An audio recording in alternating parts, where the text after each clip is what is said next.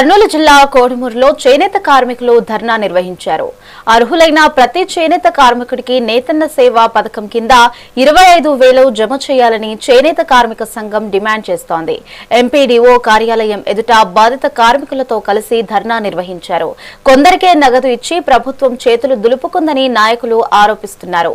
50 ఏళ్లు నిండిన చేనేత కార్మికులకు పెన్షన్, ఉచిత విద్యుత్, ముడి సరుకులపై 50% రాయితీ ఇవ్వాలని కోరారు.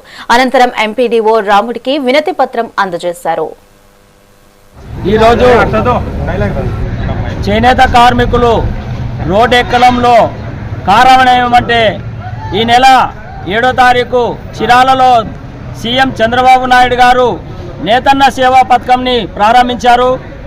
అది స్వాగతిస్తాం. కాకపోతే చేనేత కార్మికులు అర్హులైన వాళ్ళని పక్కకు దోచి అనర్హులని ఎలిజిబిలిటీ చేశారు. అందులో మన కోడుమూరు ఒకటి, సోమందపల్లె, మన ఇది హిందూపురము, మరి అదేవిధంగా అనంతపురము, కడప, ఈ అన్ని జిల్లాల్లో కూడా ఇదే పరిస్థితి జరిగింది. ఏమంటే వాళ్ళు ఏమంటున్నారంటే మేము అర్హులని తేల్చాము చేశామన్నారు. కానీ ప్రతి ఒక్క ఇంటికి వచ్చి మగ్గం ఉందా లేదా కానీ కనుక్కొని వాళ్ళ జియో ట్యాగ్ చేసి మగ్గంలో డబ్బులు నిజమైన కార్మికులకు పడుతుండే. కానీ హడావుడిగా చేసి 2 రోజులు టైం ఇస్తే అధికారులు కూడా ఎక్కడ చేశారు సర్వే, ఏదో చేశాంలే అని లిస్ట్ వచ్చింది చేసేసామన్నారు.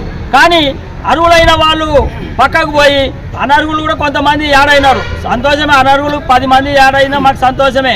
కానీ 100% మన చేనేత కార్మికులకు నేతన్న సేవం కింద 25,000 రూపాయలు వేయాల్సిందే. ఇక్కడ వచ్చిన వాళ్ళు మొత్తం పడని వాళ్ళే. ఈరోజు